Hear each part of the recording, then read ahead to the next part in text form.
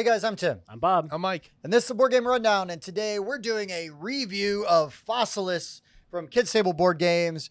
I've been really curious about this one for a little while. The box art, the components, everything sort of had me at hello. Yeah.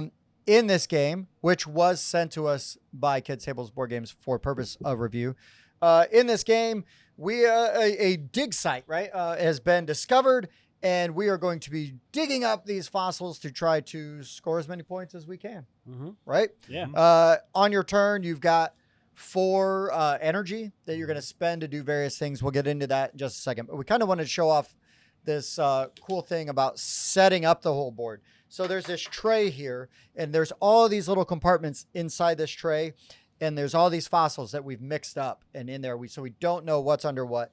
Then we've got these really cool like acrylic tiles here, and we're going to we've layered them all up. We've done that part, but then you put in this little blocker here. Oh, can I do it left-handed?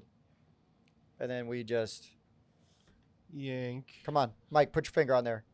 On what? Like hold it because it's moving with me. Okay. Here, so it doesn't come with me. There we go. There it is. There we go. And so now Bam. they all fall into place. This little piece right here that I used as the blocker also describes what every action does. And then the piece we were using to set up the starting tiles on also then serves as our scoreboard, and it gives us our events and skills that we can get. So on your turn, there's a bunch of different things you can do. Everybody's going to basically start with their little archaeologist in one of the corners. So on your turn, you can take a plaster from the supply. There'll be 4 plaster per player in the supply during each round.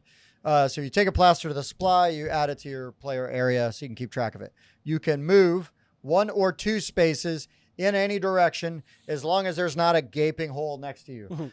You can move through but not land on or end your movement where there's an opponent's meeple. If you have been pushed off the board, you can use an action to hop back on the board. You can also use an action to place a sand tile somewhere on the board or adjacent to you. The rule, though, is they can only be stacked too high. So the purpose for that would be if you are trying to repopulate the board, maybe you need to give yourself a space to move. To stand on to. Because the other things you can do is you can slide. So for 1 energy, you can slide a sand tile off of the dig site. And now I can see what's underneath it and into that compartment. Also, I gain this fragment, which is like a little dinosaur egg. And in this lineup here, at the end, I will have the option to spend fragments to obtain these cards. So sand costs 1 to move, clay costs 2, and stone costs 3. And then you can also spend plaster to get little tweezers out and extract items from the dig site, which you're going to need. So if I get this little fang here, which would be really hard to see, but if I get this fang, I put it in my play area, and then I can use it to try to build or recreate one of these dinosaurs, score these dinosaurs. And what did you have to spend to get that So out of there? that would have just cost 1 energy and 2 plaster. It is depending on the item, tells you in your player board, it'll tell you how much plaster it costs to pull that out of there. Then, so after you've done all your actions, you spent your 4 energy, you can buy one of these cards using fragments that you've acquired. The cards, if it's a tool, it is going to be a tool you can use in a future turn. It's a one-time use. You use it, you flip it over because you want to keep track later on for the points, but you flip it over so you know that it's spent. If you get a supply card, you're going to gain those supplies immediately. So these have plaster on them, so I would just take plaster from the event pile right there. This is sort of the round ticker, right? The game clock. So you're going to be pulling from here. If there's ever not enough there, you can then pull from the supply so that you can continue to gain plaster. Then after you've bought a card or not, you can, if you have a bone, a fossil, you can pull a dinosaur over to your lab. And then you can score one. You can spend a bone to score one perfectly. And scoring perfectly is if you have all of the fragments at the bottom, you score it perfectly for a higher point value. You could also, if it's in your lab, I could spend this fang and score this dinosaur who I will not mispronounce. I would only get 4 points instead of 21 points because I'm only spending the one fragment. Partial and score. each one tells you. So if I had spent 2 out of the 3 that it needs, I would add those together and get those points. Right. So it's pretty straightforward. It works the way you think it should. Other things you can do, you can slide your opponent off, right? If I were here and I slid that, I could slide Bob off here. His guy just falls off to the side. He can jump up on his turn on anywhere on that side as long as there is a tile for him to land on. So if these were all gone, he would have to spend an action to place a tile, then be able to jump back on. That's pretty much it. Yeah. You can also extract hammers once per turn. There you go. And they give you access to all 9 of those special abilities over there. Well, some of them, 9 to start with. Yeah. So you've got some that give you special abilities. Like I had one that was giving me 2 plaster per energy once per round, which is super useful. Instead of just one. You have others that are just going to give you in-game points, and you can hold 3 of them, and you'll get points if you don't cover up all those slots. Mm-hmm. Yep. And then at the end of the game, so when we clear off all the plaster, the person who finished took the last plaster is going to get an event card. So there's going to be 3 events, and then you're going to play one last round after the last event is gone, and you're going to seed the board the same way every time. So again, the game will end once all of that plaster is off. There's no final event card. And then the active player, so the person who removed the last plaster is the active player as far as the card's concerned. And they just do different things. It could be reseeding the board with more tiles. It could be stone is cheaper to dig. Different things like that. Tim was stealing plaster from adjacent ponds. Well, I had that very because of a mean. skill, not because of an event. And then it's kind of neat too, is like, because it is, made for 8 and up. And so if you're playing with younger kids and you don't want to play with any of the mean tiles, they have little frowny faces on there. So you just pull those out, and that way you don't have to be. If you're trying to play a nicer game, yeah. Right, yeah. And not steal from other people, Tim. Yeah. Yeah. Didn't help. No, it's true. Didn't help. Crime doesn't pay.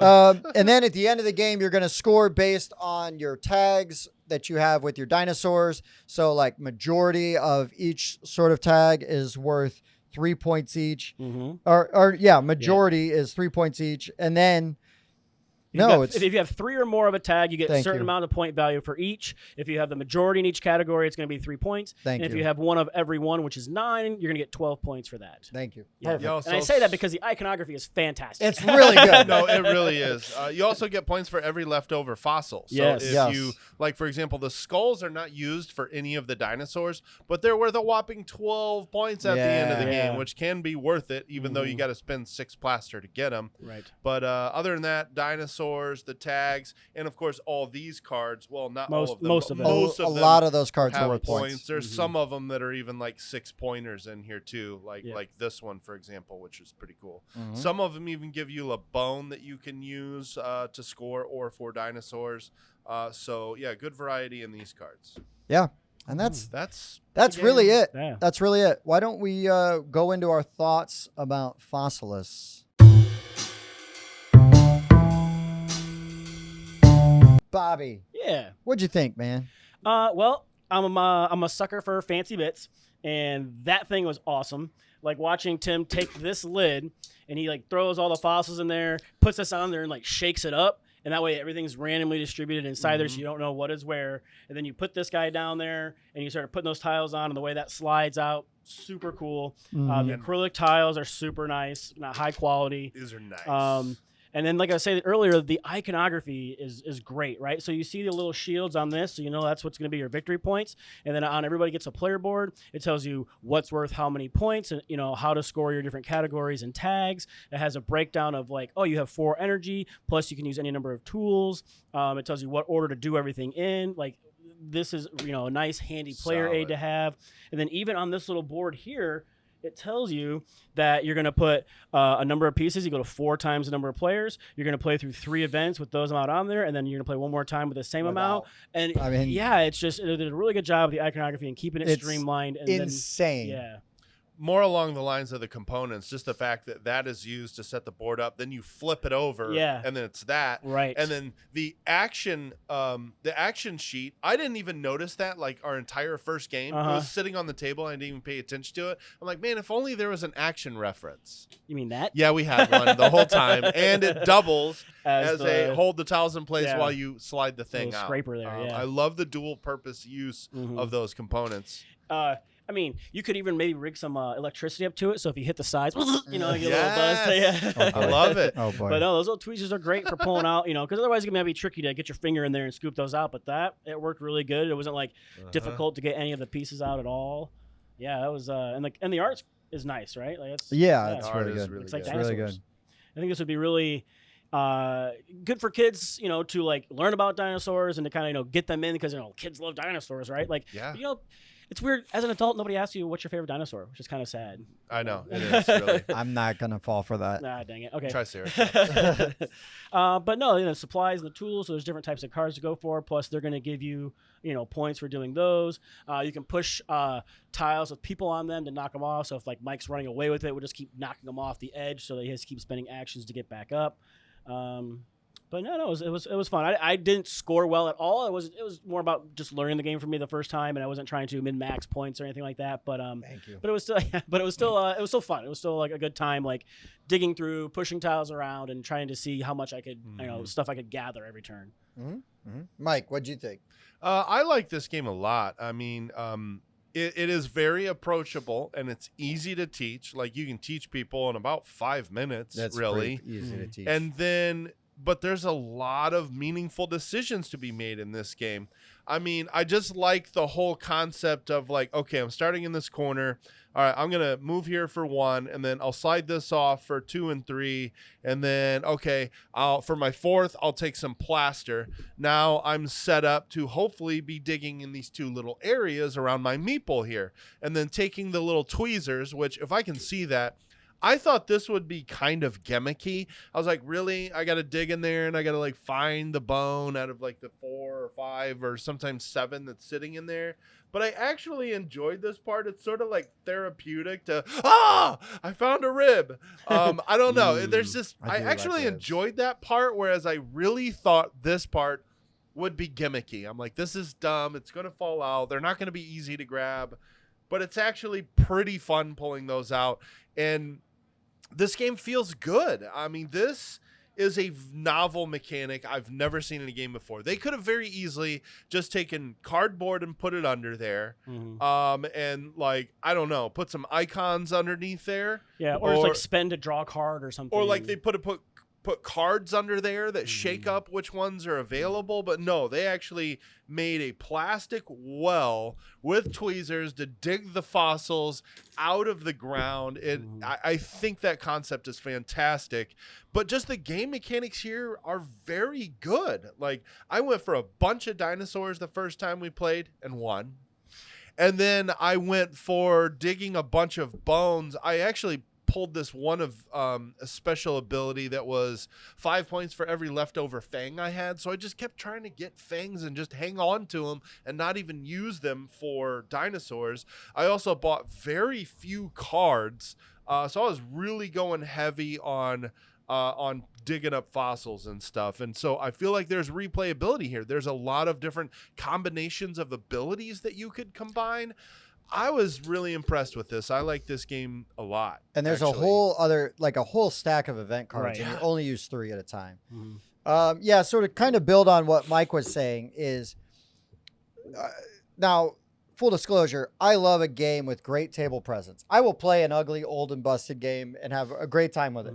But when with tracks, but when a game has really nice table presence, I'm like, ooh. Then when it's not just surface level, like, okay, now we're really talking, right? So many things that this game does right. So many things. It's easy to teach. It's easy to play. It plays fast. It plays fast with a teach.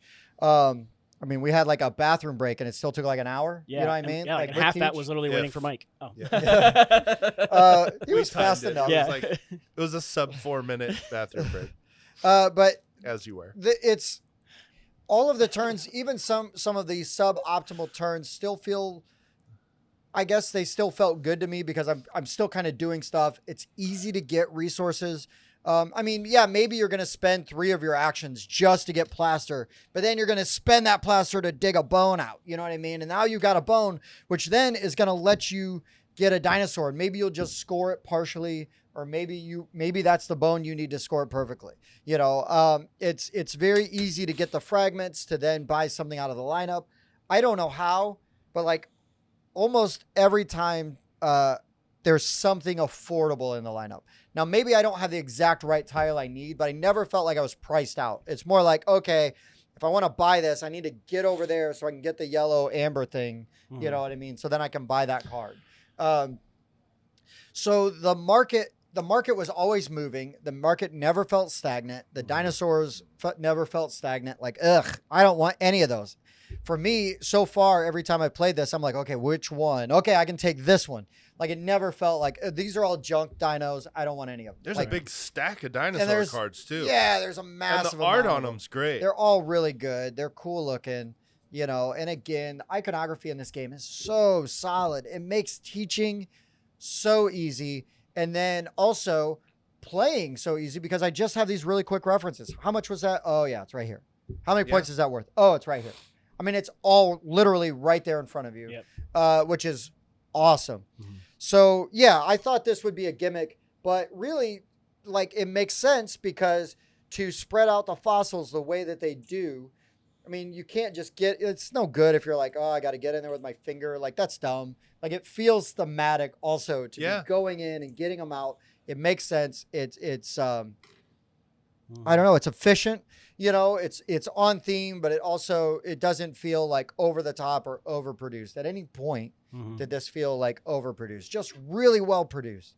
Very well produced. The only thing that isn't used for like multiple things is the lid for that. But look at the art on it. Yeah, it's hang it on the wall just to look at it when you're not playing. It's stout too. Yeah, it's for real. Solid. It's for real. Rule book was good. You know, nice and easy to learn. I've played some other kids table board games, and their rule books are pretty easy to learn the game from the book. That's one of the things that they do a good job with. They really do, and this is just sort of more in line with that. I think the weakest part of the game is the first player marker. Yeah, I would totally like just get a cool dino and then use that. Yeah, there you go. And if this is the worst part of the game, I think we're okay. Yeah, and it's fine. Like it's good. It's like nothing thick, wrong with it's it. thick, chunky cardboard. It's nothing wrong with it. Right. I like doing that with first player markers. Like if that's all it is, like I'm gonna go find something cool that's kind of like the game, and I'm gonna put it in there and use it. No. I do have a complaint. This score marker kept going around the board too many times. Yes. Yeah. Oh, so was that my color? You gotta find a way to make sure that doesn't move. Yeah. So like maybe we should put like a weight on this one or something because it just kept like. So we'll just wait here and make sure that doesn't move. Yeah. Just use this so it's ambiguous about which number it's covering. And then you can move me back 3 spots every time. Yeah. But I love these acrylic tiles, man. Yeah, Like, they're these good. are just chunky. They feel good. They look good. Super impressed with the components of this game. And I just love pushing something off. Oh, I get that now, and I've revealed a bunch of stuff that I can probably get. What's in there? Oh, a hammer, sweet! Yes. Like one hammer. ability. It is Here we go. definitely exciting when you reveal something that you need right next to you. That is a very fun part of the game for sure. It's just really satisfying. Really satisfying. I really enjoyed this quite a bit. Yeah. All right, guys, let's give this our final score. Mike, how do we do final scores at the Board Game Rundown? Before we dig into this, let me go ahead and tell you how we score. We're each going to give it a score. We're going to average them together, and we're going to give you a Board Game Rundown score. That's what we share on our Discord and BGG. But, you know, maybe you like Tim's thoughts on the game better than mine. You can hear his individual score as well. How many times did he say score? I think we had like I a don't running know. tally. I don't know. Probably about as many times he scored going around there. No doubt. No doubt. It's how many times he laughed You guys us don't really have on to the rib board. me for all these Oh. score mentions. So. You can dust those jokes off. I hate everything right now. I hate everything so much, except for this game. I really like this game. All right, Bobby, what do you give Fossilis? I think I'm gonna go with a 7.5. I like it. It's one of the ones I want to own. I already own a couple of these games I've kickstarted before. I'm hoping that that these components are the standard components that come in the box because this is the edition that I would totally go for. But yeah, it's a 7.5 for me. I dig it, and it's one of the ones I'd like to have in my collection. Dig it. I don't even know if he did that on purpose. I don't think he did. Your turn, Mr. Mike. Let me go ahead and get a leg up on Tim by giving my score first. Leg bone, femur. Yeah, that was really pushing it. Go ahead. All right. Yeah, I know. He was really digging. I've been between two different scores here. I'm going to go with the higher one because I just keep thinking of things that I like about this game. This is an 8.5 for me. I really enjoy this game. I like the presentation. I like the art. I like the components. I like that it plays quick. It's easy to teach. It plays up to 5. I don't know what else I could possibly want out of this game. It really does everything a 45-minute approachable, easy to teach game should do. It's got varying strategies. It's very replayable. It's got good variability with all the supplies, all the tools, all those cool dinosaur cards. It's an 8.5. I really am impressed with this game. Yeah, this is an 8. This is an 8 for me. It's really good. It's really solid. It's super easy to teach. It might be more fun if I could get my piece to move around the board more. Yeah. But I think that's more like user error versus right. Game So I think once you error. go past the 50, you go back here. I think that's how that works. Yeah, you just go Stay to tuned 1. for Mike's strategy tips. Oh, boy. Here we go. We're going to listen to this crap all day now. Yeah. Mike's like, hey, we're going to stick around. I'm going to do some videos and tell people how to beat the pants off of Tim and Bob. No, this game's great. I love it. It was a really good time. I'm really happy that we got to play it.